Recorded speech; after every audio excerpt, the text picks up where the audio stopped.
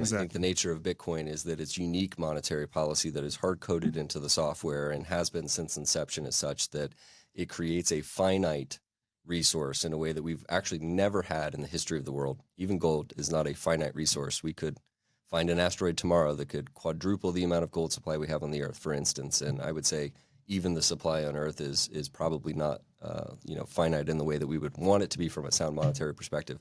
But it's kind of the best example that we have in terms of what makes something a good store of value. And I think for Bitcoin, why it is good money is that it is a good store of value, meaning that if I place my wealth and resource and value in it, I can assume that it's not going to be depreciated because of the nature of inflationary politics and policy, which is what every currency that has ever existed has suffered from in history.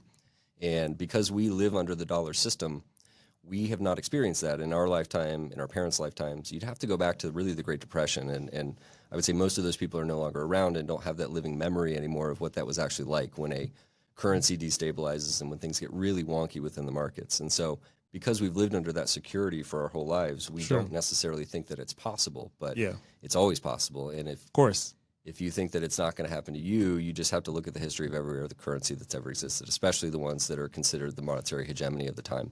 And I think you could look today to examples that are real and current, Lebanon, Argentina, for instance.